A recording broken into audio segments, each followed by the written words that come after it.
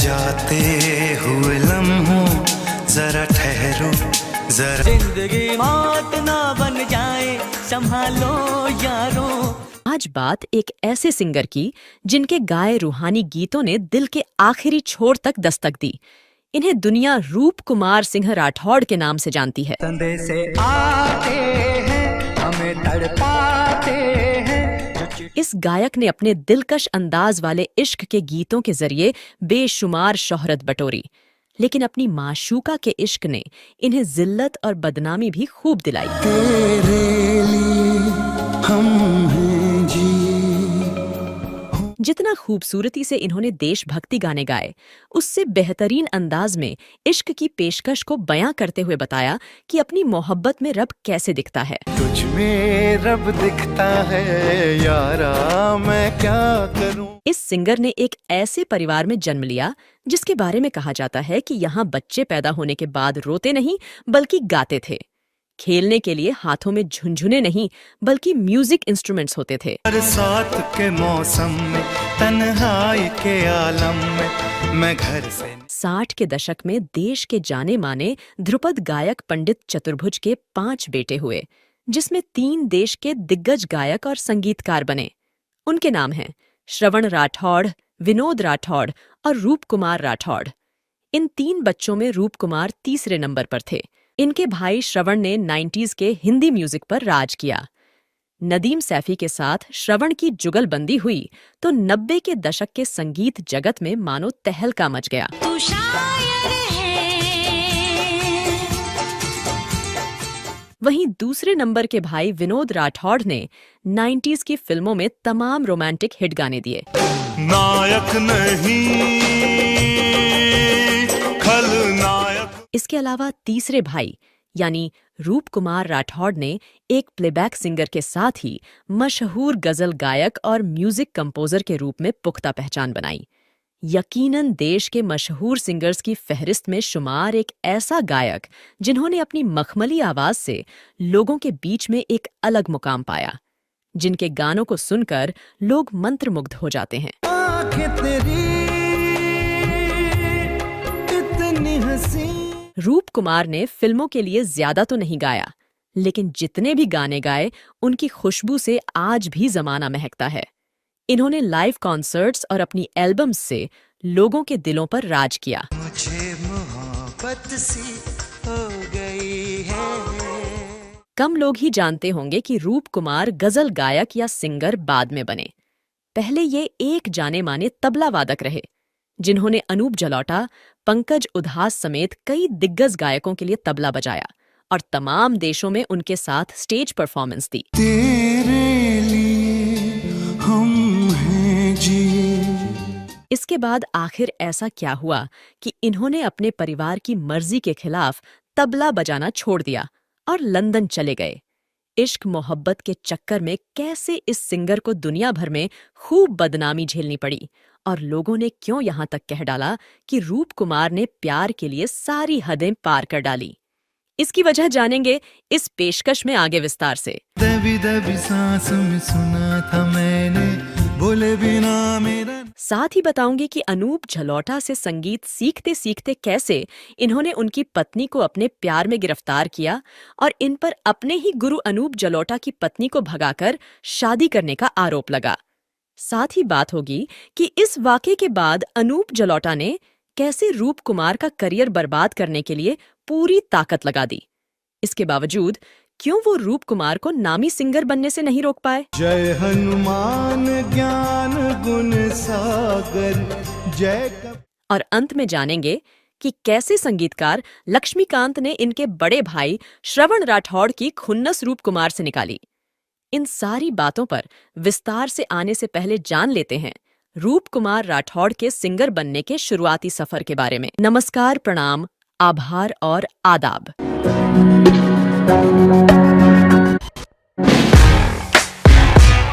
इसकी झनकार में दिल का आराम था। रूप कुमार का जन्म 10 जून 1973 को मुंबई में हुआ था। इनका ताल्लुक राजस्थान से है। दरअसल रूप कुमार राठौड़ का परिवार ढोली जाति से है। जो राजस्थान में वाद्य यंत्रों को बजाने के लिए जानी जाती है। इनके पूर्वज सिरोही के राजाओं के दरबार में गाने बजाने का कार्य करते थे। समय के साथ इनके दादा मुंबई आ गए, जो शानदार संगीतज्ञ थे। उन्होंने अपने परिवार को मुंबई में ही सेटल कर दिया। उनके बेटे और रूप के पिता पंडित चतुर्भुज ध्रुपद शैली के मशहूर गायक बने, जो मुंबई में ही लोगों को संगीत की शिक्षा भी देते थे। अपने बच्चों के अलावा उन्होंने 3000 से ज्यादा लोगों को संगीत का प्रशिक्षण दिया। उनसे सीखने वालों में संगीतकार कल्याण जी, लक्ष्मीकांत प्यारेलाल, पंकज उधास और सदाशिव पवार जैसे दिग्गज भी शामिल हैं। इनके तीनों बेटे श्रवण, विनोद और रूप अपने पिता से ही म्यूजिक सीखते थे। वो मेरी मोहब्बत का गुजरा ज़माना। रूप कुमार राठौर की संगीत में पहली संगत तबला से हुई। पिता ने ही इसके लिए इन्हें प्रेरित किया।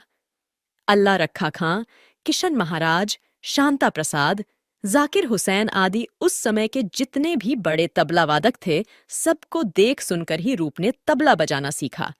इसमें पारंगत हुए तो रूप कुमार तबला वादक के रूप में अनूप जलोटा के साथ काम करने लगे।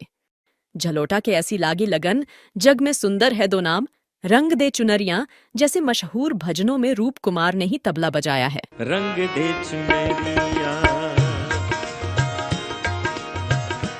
इसके अलावा पंकज उधास की गजलों मसलन घुंघरू टूट गए, जरा आहिस्ता चल, सोने जैसा रंग है तेरा में जो तबला सुनाई देता है, उसकी बेहतरीन थाप भी रूप कुमार की ही है। चांदी जैसा रंग है तेरा, सोने जैसे बाल।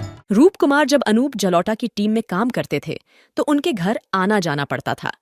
इसी दौरान उनकी जान पहचान अपने गुरु यानी अनूप जलोटा की पत्नी सोनाली सेठ से हो गई। गुजराती परिवार से ताल्लुक रखने वाली सोनाली खुद भी एक अच्छी सिंगर थीं। इस दौरान अनूप जलोटा और सोनाली के बीच सब कुछ ठीक नहीं चल रहा था। रूप कुमार और सोनाली की दोस्ती आगे चलकर प्यार में बदल गई। पति के पीठ पीछे पत्नी और रूप कुमार प्यार में सारी हदें पार करने लगे।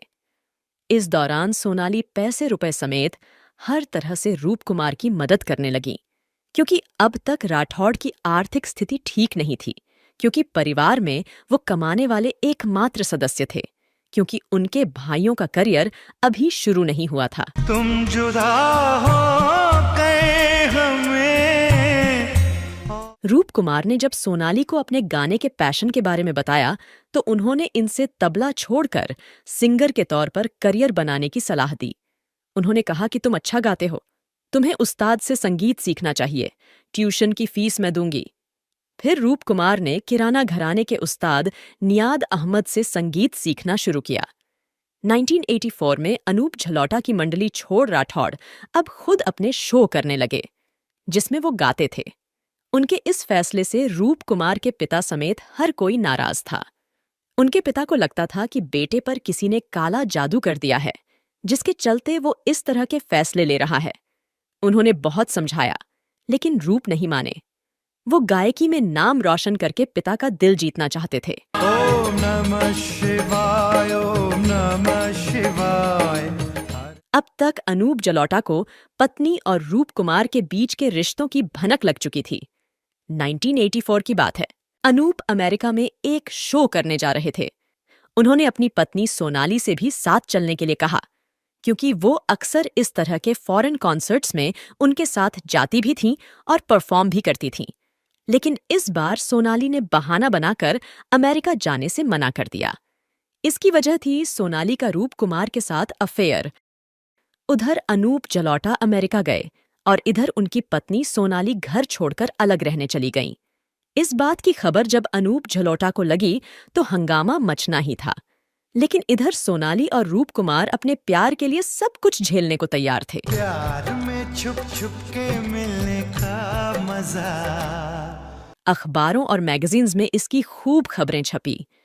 पूरी इंडस्ट्री में ये चर्चा होने लगी कि चेले ने गुरु के साथ विश्वासघात किया है।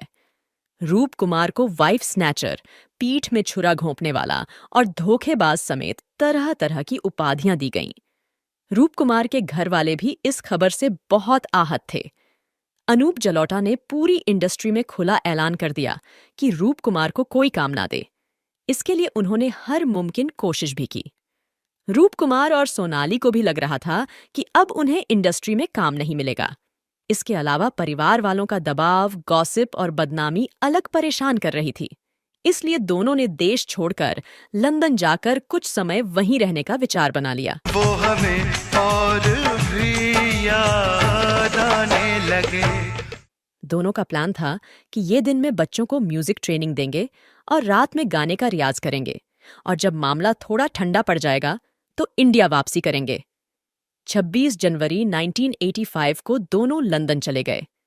रूप कुमार ने गुलाम अली, मेहंदी हसन, पंकज उधास, अनूप जलोटा और अपने पिताजी की गायकी सुन सुनकर 2 महीने में खुद को तैयार किया और लंदन में ही कार्यक्रम करना शुरू कर दिया। कुछ पैसे इकट्ठा हुए और मामला थोड़ा शांत हुआ तो दोनों ने अप्रैल 1985 में मुंबई वापसी कर ली। आग पानी में लगाने। मुंबई लौटकर रूप कुमार ने पिता को लंदन में किए अपने कुछ कार्यक्रमों की वीडियो रिकॉर्डिंग दिखाई तो वो बहुत खुश हुए। तब उन्हें लगा कि बेटा सिंगिंग में करियर बनाने के लिए वाकई सीरियस है। उन्होंने रूप के हाथों में तानपुरा थमा दिया और फिर एक बच्चे की तरह रेगुलर उन्हें सिखाने लगे। साल 1986 में म्यूजिक इंडिया के बैनर से रूप कुमार का पहला एल्बम परवाज आया और वो जबरदस्त हिट रहा।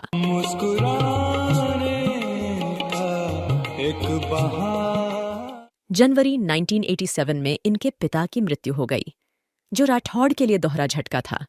एक तो पिता के रूप में और दूसरा गुरु के तौर पर उन्हें खो देना। खैर, इसी साल सोनाली सेठ ने भी अपना पहला गजल एल्बम आगाज रिलीज किया। साल 1987 में ही सोनाली और रूप कुमार ने सगाई कर ली और आखिरकार 4 साल तक इस रिश्ते को छुपाने की कोशिश के बाद 1989 में शादी कर ली। तो चलूं, तो चलूं, तो चलूं। रूप कुमार बताते हैं कि परिवार में सोनाली के कदम पड़ते ही सबके सितारे बुलंद हो गए। इसी के बाद नदीम और श्रवण की सफल जोड़ी बनी।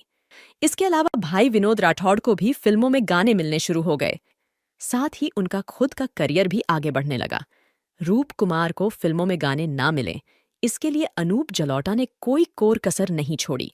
लेकिन रूप को आखिर कैसे ब्रेक मिला, इसकी भी कहानी बड़ी दिलचस्प है।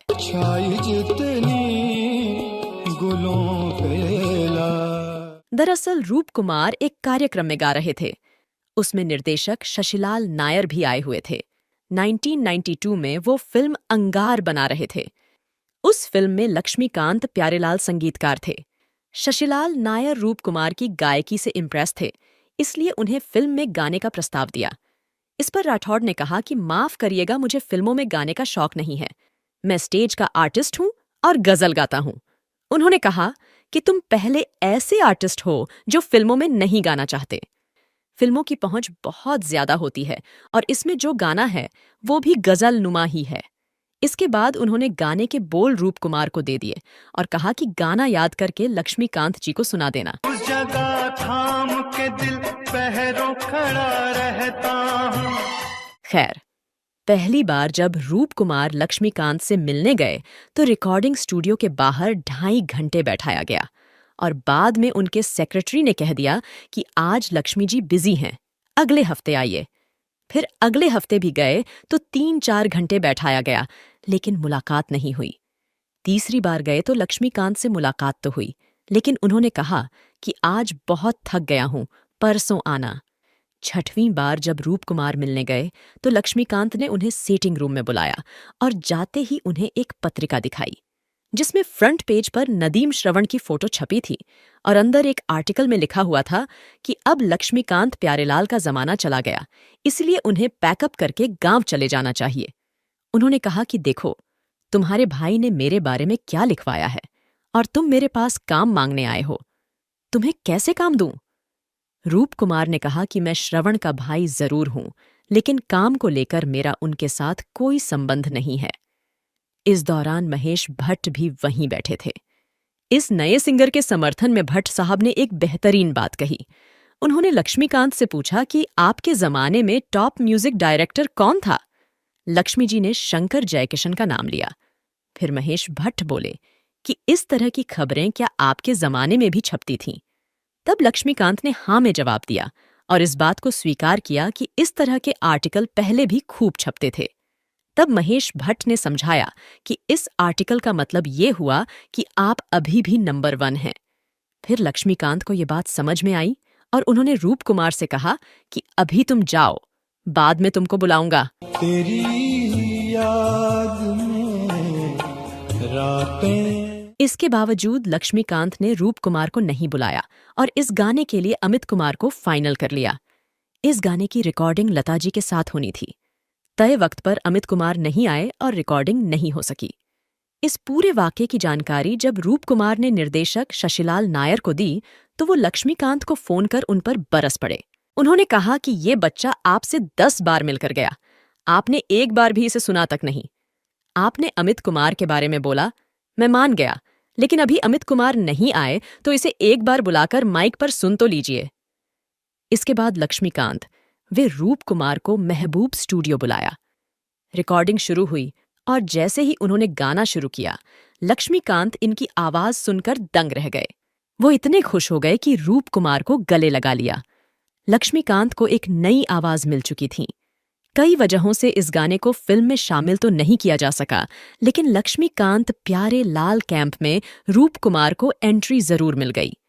रूप कुमार के उस पहले गाने के बोल थे, इतनी जल्दी ये मुलाकात गुजर जाती है, प्यास बुझती नहीं बरसात गुजर जाती है। जल्दी ये मुलाकात गुजर जाती है। इसके बाद रूप कुमार को महेश भट्ट ने 1993 की अपनी फिल्म गुमराह में मौका दिया, जिसमें उन्होंने संजय दत्त के लिए मैं तेरा आशिक हूं गाया था। ये गाना सुपरहिट हुआ। इसके बाद महेश भट्ट ने 1995 में अपनी अगली फिल्म नाजायज में उनसे एक ऐसा गाना गवाया जो बच्चे बच्चे की जुबान पर चढ़ गया। अनु मलिक के संगीत निर्देशन में गाया ये गाना था बरसात के मौसम में तन्हाई के आलम में, जिसे उन्होंने कुमार सानू के साथ गाया था। बरसात के मौसम में तन्हाई के आलम में मैं। इस गाने के बाद एक सिंगर के तौर पर रूप कुमार को बड़ी पहचान मिली। इसी गाने के बाद उन्हें कई फिल्मों में गाने के मौके मिले। 1996 की फिल्म प्रेम ग्रंथ के बाद निर्देशक जेपी दत्ता ने इन्हें अपनी फिल्म बॉर्डर में संदेशे आते हैं और तो चलूं गाने का मौका दिया। इस फिल्म में अपने दोनों ही गानों से उन्होंने साबित कर दिया कि वाकई उनकी आवाज में ऐसा जादू है जो हर किसी पर असर करता है।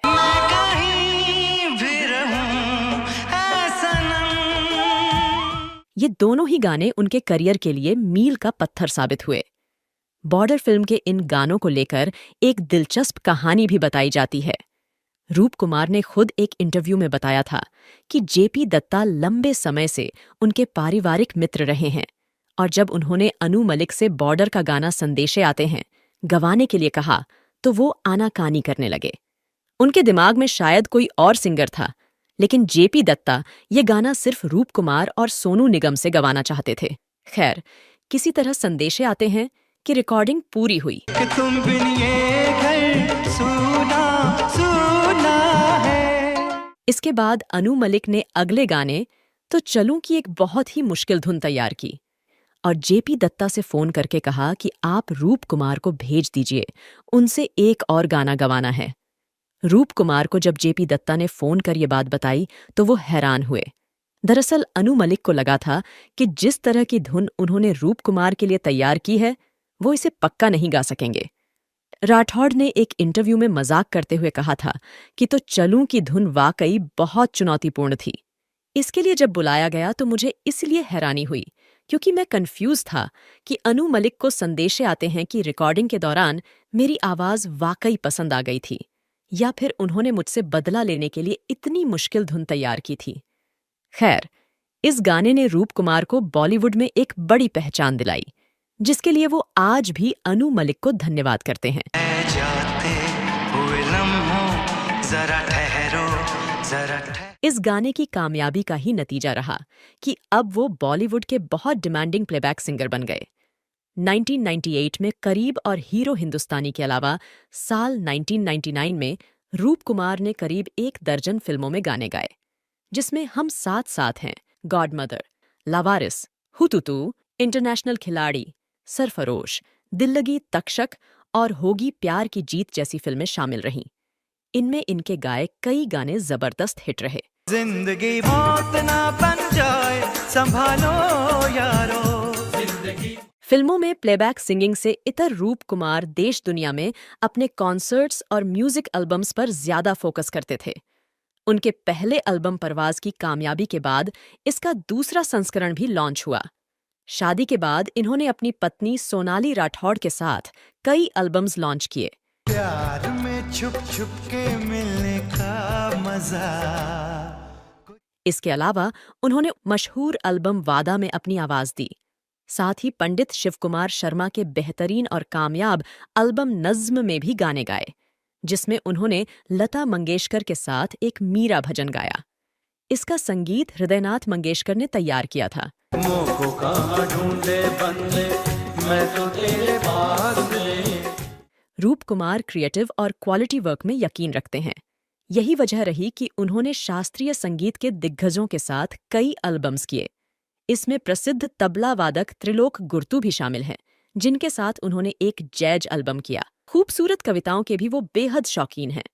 अपने करियर में राठौड़ ने अब तक गालिब, मीर तकी मीर, कैफी आजमी, साहिर लुधियानवी, शकील बदायूनी के अलावा मीराबाई, तुलसीदास, संत तुकाराम और कबीर जैसे संतों की बहुत सारी रचनाओं को अपनी आवाज से सजाया है। ज़मीं है रह गुज़र तेरे मेरे वास्ते।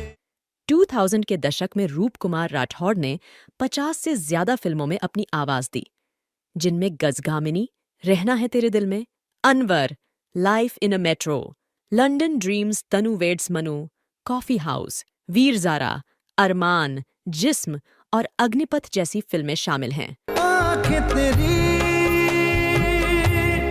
इतनी हंसी। रूप कुमार और उनकी पत्नी सोनाली राठौड़ साल 2009 में 9X चैनल पर प्रसारित म्यूजिकल शो मिशन उस्ताद के विजेता रहे, जो उनके करियर की बड़ी उपलब्धि में से एक है, क्योंकि इस प्रतियोगिता में कई बड़े सिंगर्स ने जुगलबंदी की थी। दिलरुबा भी जा। जहां एक और बॉलीवुड में हमेशा से नेपोटिज्म के आरोप लगते रहे हैं, वहीं सगे भाई श्रवण के दिग्गज संगीतकार होने के बावजूद रूप कुमार ने उनसे कभी मदद या काम नहीं मांगा। इस बात का अंदाजा सिर्फ इससे लगाया जा सकता है कि उन्होंने नदीम श्रवण के लिए मात्र 4 गाने ही गाए। दुनिया का हर बंधन शायद टूट भी जाए। सबसे ज्यादा हिट गाने उन्होंने अनु मलिक के लिए गाए। अपने करियर में तमाम संगीतकारों के साथ रूप कुमार ने काम किया।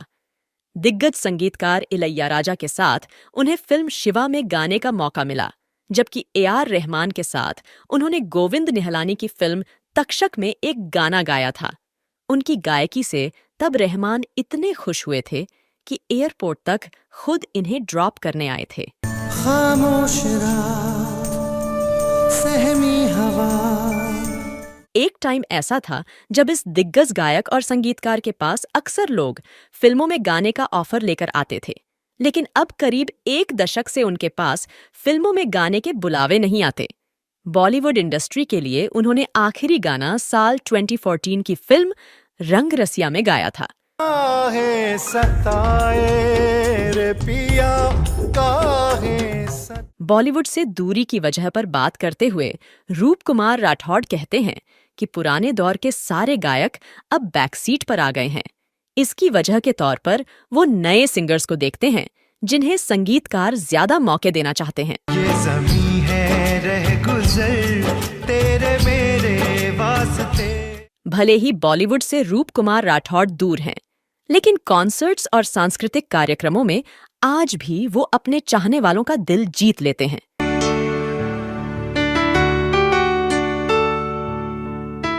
एक सिंगर के तौर पर संगीत की दुनिया में दिए योगदान के लिए रूप कुमार को आने वाली पीढ़ियां याद करती रहेंगी।